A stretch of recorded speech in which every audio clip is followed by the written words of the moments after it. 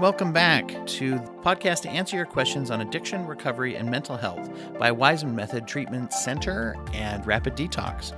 I'm your co-host, Dwight Hurst, joined here by Claire Wiseman and David Livingston, and it's the holidays. We're getting into the holiday season, particularly this is right around the USA Thanksgiving holiday for those of you listeners who live in the United States, and getting into a lot of general holidays. And it brings up some very interesting questions. And specifically a question that comes up for, I think, anybody who's trying to get healthy and work through things is, how do I keep and maintain sobriety throughout the holidays? There's a lot of specific challenges that come up at that time. And some of which are, from family and loved ones even. So it's a really good question.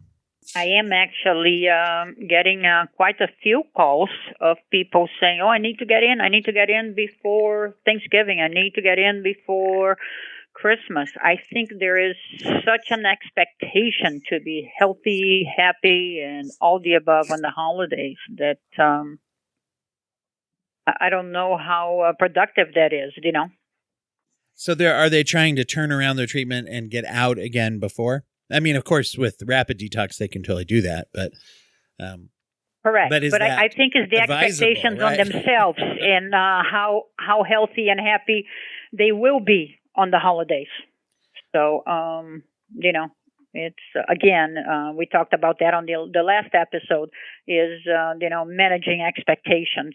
I think it's a wonderful thing that they want to actually get treatment and be healthy, so they can share wonderful moments with their family. But again, is the expectations of what I'm going to be during the holidays. How happy, how healthy, how is my life going to turn around?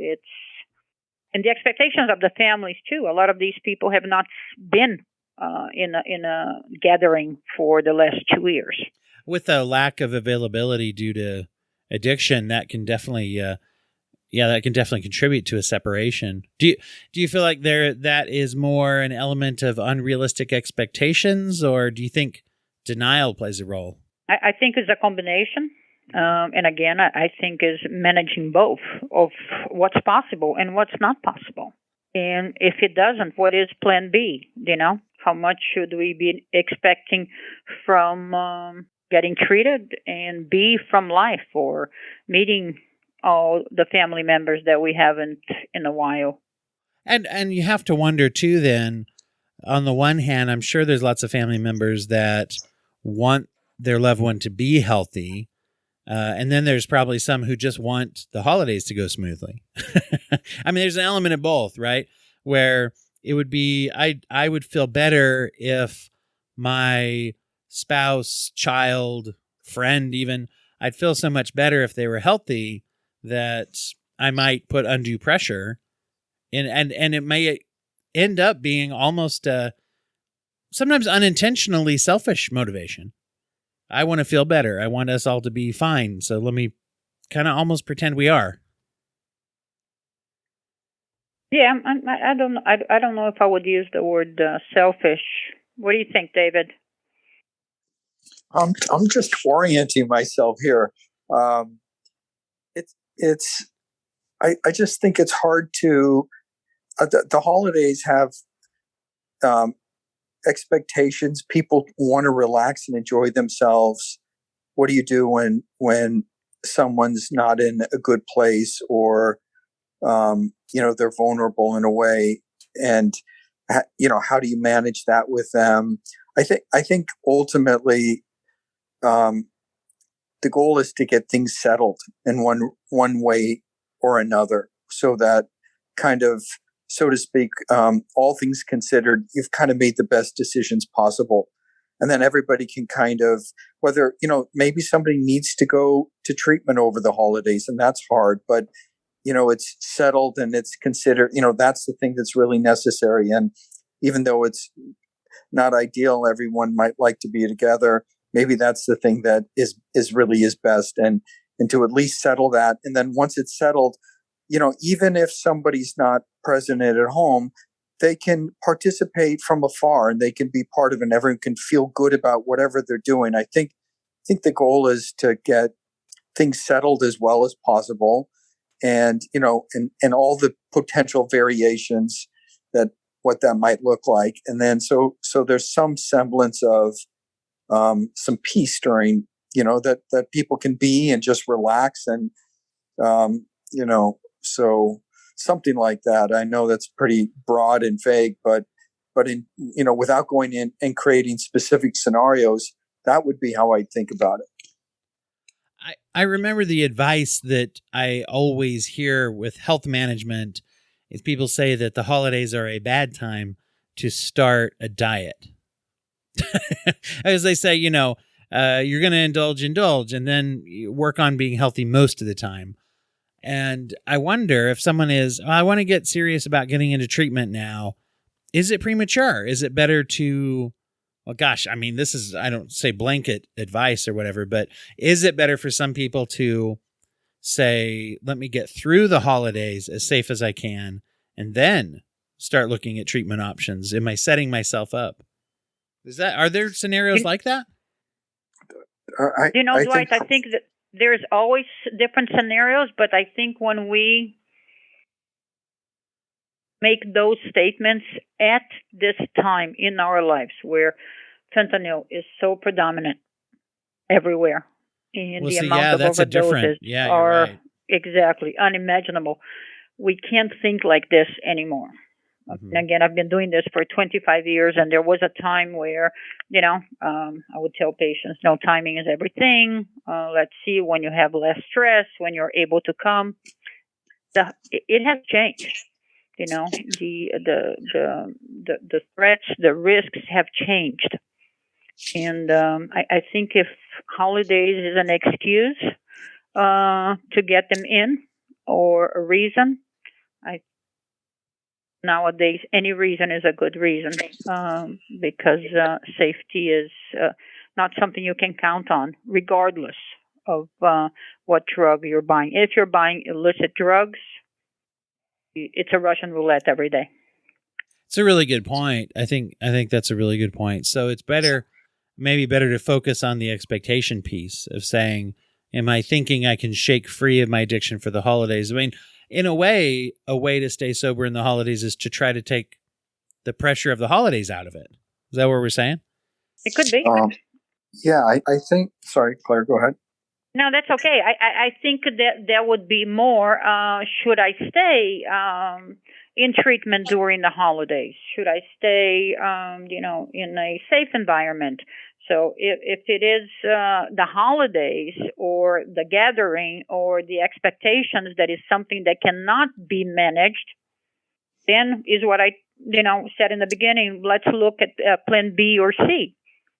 Something that is not going to impose such stress to the person, mm-hmm.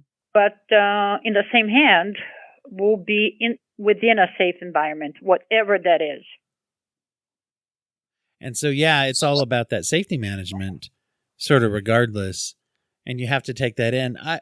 What are some thoughts about the holiday traditions that involve substances? I mean, whether it's the glass of wine, or if you happen to be in a family that indulgence or having alcohol is a huge part. I mean, I've met people who have a huge alcohol table. Everybody's got to bring something, to drink. And sometimes that is a big part of a tradition that people have. Even a rite of passage. I've known people, I had friends growing up, and just people I know who's like, oh, at the holidays, the one time you take a sip of wine, that kind of a thing, even if you're young. How does that enter in, and how does that affect people? I'm going to let David speak to that because, I think my thought process on that is very different than most in the addiction field. So, David, please. Well, now I'm curious. I know that's loaded. Right? Yeah. There's no well-being and no peace if you're out of control in any point in your life, and whether it's Christmas or any holiday or whatever it is. I don't, from my perspective, I think there's a danger in creating a rationale that isn't good for you, and and there's no question that when people that are together, there can be, a feeling of wanting to celebrate, and kind of as we relax and our guard goes down, there's just a kind of a feeling of wanting to kind of be able to do what we want to do. But I don't give that much, even though that may be true. There's first of all, the damn chemicals and alcohol and substances are all overrated.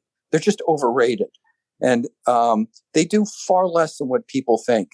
And the narrative around it is part of the problem. And so I try to sort of talk about that, because just create a different narrative that puts you at some peace. Like, oh, I'm not going to do that, and I'm going to enjoy my family. I'm going to be right. I mean, it's the people being together and feeling good with each other that really creates the holidays. And so that's what you want. And I think it's to just create a narrative that's more realistic and more true to what actually allows people to enjoy themselves and enjoy each other. And so, at any rate, that I look at it more from that perspective. I have a question. I mean, and again, I might be fully mistaken of this question, but that is, don't people usually relapse or use alcohol or drugs because bad reasons, not good reasons, because they are not handling, unwanted feelings, and not because they're celebrating?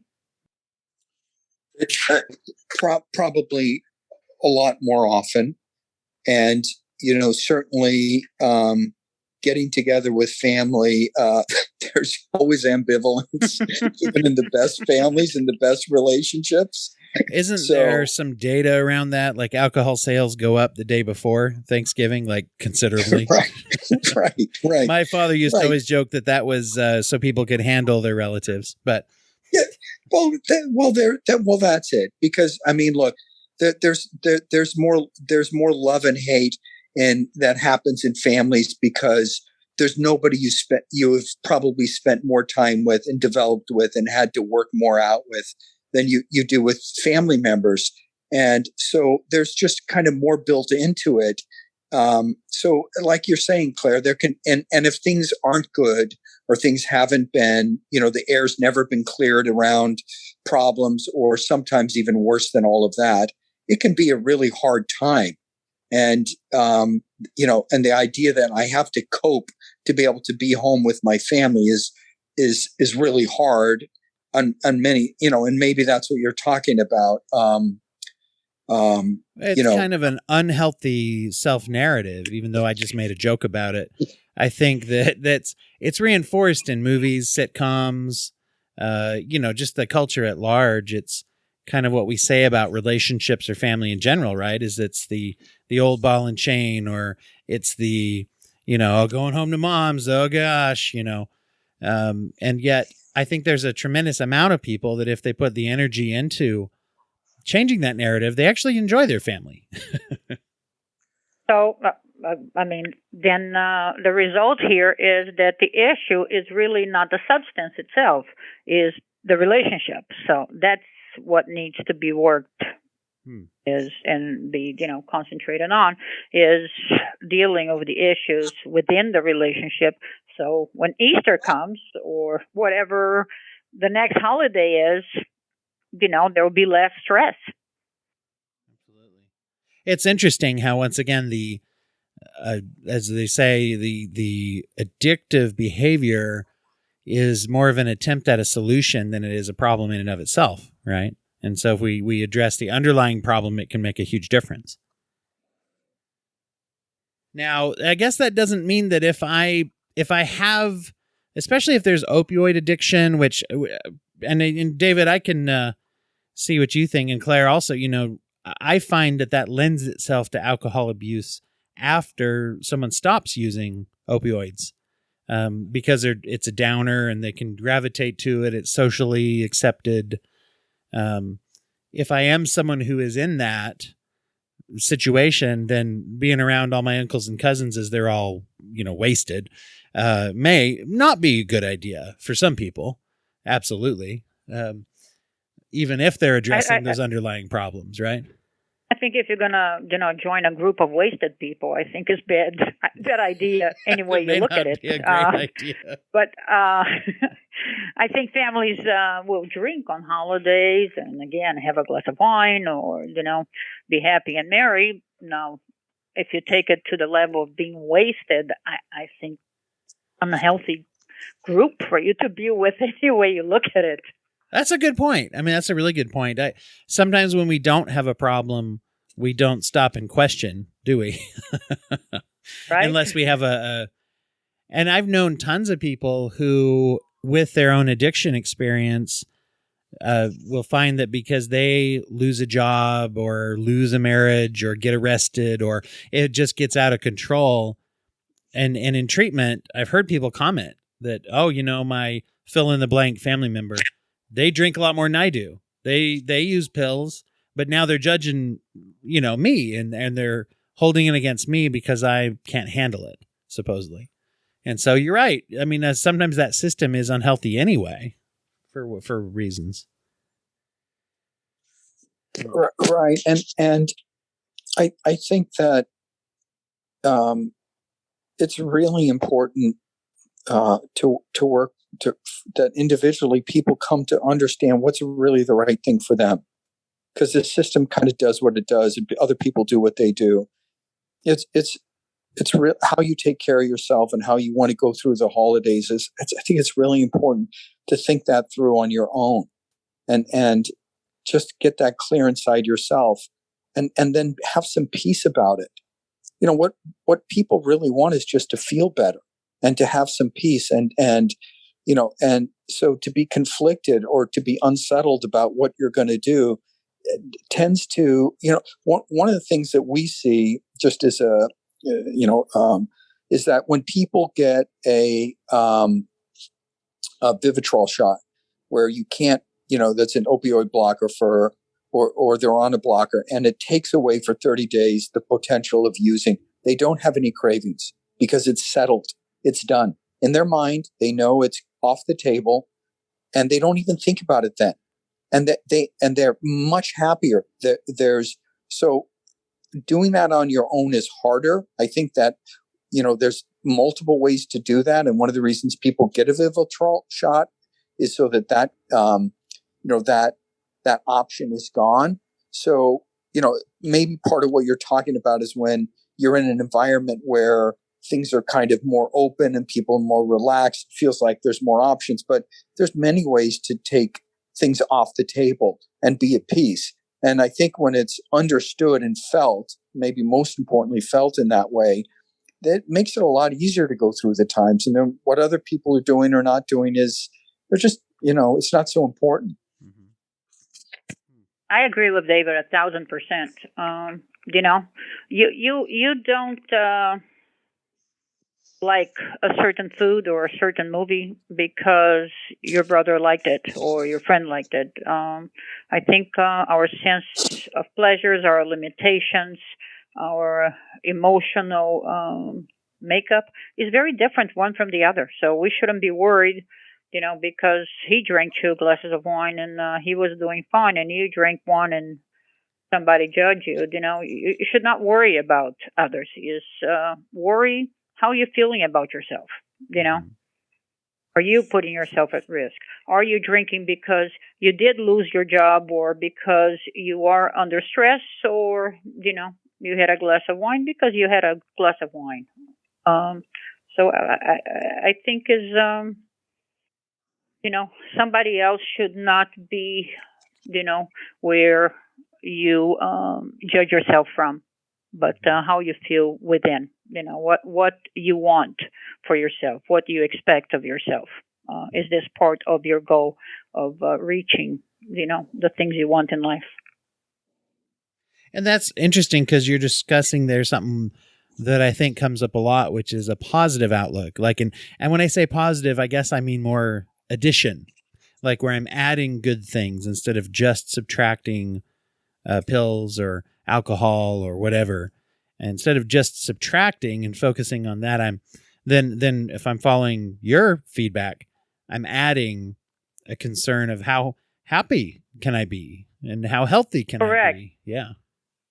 Correct. That is actually a opposite concept from most addiction theories, because you actually are in control of a lot of things in your life. So you can make decisions, and you can make healthy decisions, and you can make decisions that are not going to contradict, your inner feelings. Mm-hmm. So it's just learning how to cope and make, good decisions for yourself. That's right. If you're full at the end of the meal, and somebody says, and you say, "Oh, you should have some dessert," but you don't want the dessert. You don't have to eat it. And if they say, "Oh, it's fantastic, you should have some," you say, "Oh, it looks great. Enjoy." And you can do that with anything. And I think that we have we do not emphasize the importance of what this is a psychological term of what I call hard objects, right? Like the hard part of ourselves that is settled things in ourselves that doesn't do things we don't want to do, or that's and there's almost a fear or a thinking at times where somehow you're going to lose a friend, or people won't like you if you don't drink or you don't do this. I've never seen it happen. I can't think of anybody I've lost as a friend because I didn't have dessert. So far, I'm right. So far. And listen, I get it. I get it that, people like it when people are joining in, but there's a million ways to join in. You could say, "It looks fantastic. Who made it?" So forth. "I'm so full. Tell me how it is." You can join in a million ways. When did we become so lazy and so complacent that we're not able to, just hold ourselves, accountable to what we want to do? I think it's the way forward, and a lot of building, a good life in many ways, including, is really understanding restraint. I think probably the thing that is most undervalued and that creates more happiness and more peace for people is restraint. And it's never talked about. When people restrain themselves and do less and are at peace with what they're doing, their mind is relaxed. They feel at ease. They're not conflicted. There's so much peace and restraint. And I think that, so at any rate, that's a piece of what I think has got to sort of be talked about and sort of internalized over time. Yeah, it's interesting as you're saying that. It reminds me of a coworker I had years ago. He used to take people through this scenario, especially when they were maybe just coming out of a detox situation and they were starting some therapy, or they were, just barely, they were trying to break free from use. And he would walk them through this scenario and say, do you think, and he said, "I want you to be honest, in your heart of hearts, do you believe me if I describe this?" And he described a scenario, and he would go, into it and kind of be flowery and creative about it. But basically saying that there are people out there that if you were spending time with them and you had a good time and you said, "Hey, do we want to take this to the next level? Let's use some drugs, or let's get, drunk." And he said, even if some of those people use intoxicants recreationally, there's a lot of people in a group that would say, that would ruin our good time. That we don't want to do that. And he said, in your heart of hearts, where are you today? And a lot of people would admit, I have a hard time believing that, but I'd like to believe it. And that was where he started to work on that, But that they have a hard time believing. Like when they're stuck in that pattern of using is such a big part of life. It's like, dude, really? I just thought healthy people were using and enjoying it. I thought that was health or whatever. Not not necessarily intellectually, right, but emotionally having a hard time wrapping their mind around that. And I just thought calling it out was a great way to start the conversation in some ways. Right. Well, what's interesting is if you were to really ask somebody, it's so much of it is more the narrative of it than it is the action, the actual sip of alcohol. Most people don't even taste it, right? And the whatever happens at a certain point in time where they get a little, relaxed or this or that. Yeah, okay. There's a chemical response that happens and so forth, but it's far more subtle than people think. Which is why people end up often doing a lot more, is because it is so little. And and I think the thing to come to terms with is it's not that big a deal. And one of the things I've seen with long-term treatment of people over time is they actually come to that on their own. God, I relapsed. I went back to her and I was like, what am I doing? I don't even like this. This is why am I even doing this? Yeah. Right. So the narrative of it carried this impression that had a weight internally, but the actual experience of it begins to sort of bear out what I'm saying. And I see it constantly when people start to just where you'll see sobriety take a different hold inside them. It's like, oh, I really don't want it, and they can feel it. So, that's like you're saying, Dwight. There's a lot of things that can contribute, or that's not necessarily the easiest place to get to. I'm saying it in a way, but I also know it's not the easiest place to get to very often. What do you think is the starting point for people to start to get there? If Thanksgiving is next week or whatever, in a couple weeks, and I know that I'm not quite there yet where we're saying, what's a good place to start? I believe it's just believing that you can control it. That's believing that you have the power that is not bigger than you, that you can control your actions. I think the addiction world is constant telling people that they can't control it. It is beyond, their power, and I think that's crippling. And that could be the downside of the powerlessness philosophy, right? And I know that's what I'm trying to say. Up. Yeah, correct. I think and I hear this probably David here much more than I do, but I hear from people we treated that the first time they went to a doctor after treatment and they were off for opiates, and they said no, I'm gonna deal with Advil. And they walk out of there, they felt an inner strength that they didn't know they had. And it was much easier than they thought it was going to be. Yeah. And, right. And I think it's just what is taught, what is pushed into people. If you read most things that just came out the last 3 months by a number of different organizations that deal with addiction, is addiction treatment should last much longer than it does, or patients are at higher risk of relapse.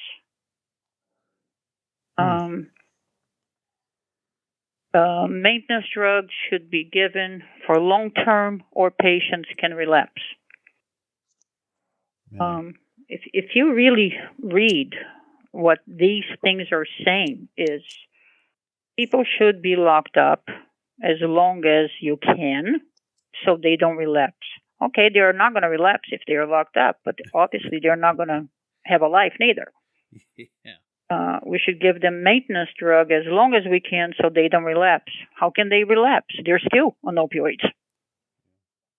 So the whole system is geared for people not to trust their own inner power, their own ability to be happy and healthy. I know there is not that simple, and I know there is mental health, issues that so often goes, undiagnosed or untreated, and is one of the major issues. Yeah. But there is a huge number of people that are able to make good decisions for themselves, and it's unfair to tell them they're not. It's cruel, actually. I couldn't agree more. I think the process of getting better is always about empowerment and discovering who you are and what your abilities are and so to kind of speak to the question that we're saying, like one of the things I ask people a lot is, what do you want? And I can't tell you that most of the time what I hear is either I want to be happy or I don't know. And I want to be happy isn't good enough. Like, everybody wants to be happy. Okay, that's fine. But that's not a real answer in terms of putting a life together and so forth. So, but the question, you start to ask that. And when you start to, what do you want to see happen when you go home with your family? How do you want it to go? And once you begin to empower people, when they answer the question, what do you want? Well, I don't like it. Happens with my family. I always have to do this. Well, what do you want to do when you're home?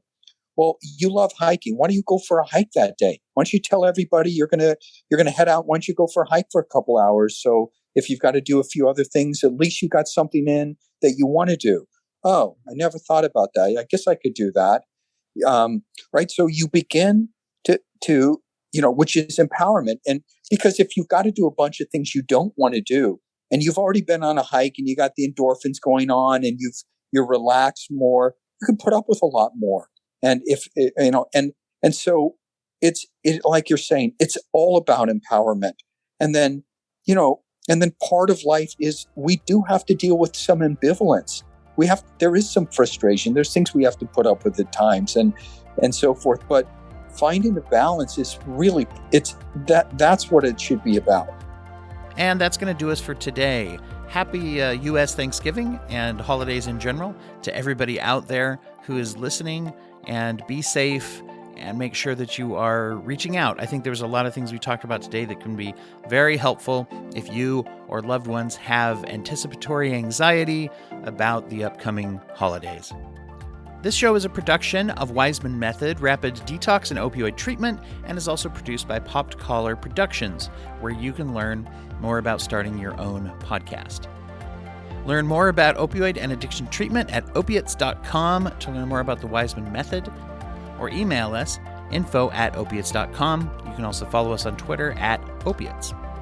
The music for this episode, as all of our episodes, is the song Medical by Clean Mind Sounds. For David Livingston and Claire Wiseman, I'm Dwight Hurst, and grateful to be with you all. Make sure that over the holiday season, like always, as I always say, keep asking questions, because if you ask questions, you can find answers. And when you find answers, you can find hope. Thanks again for listening.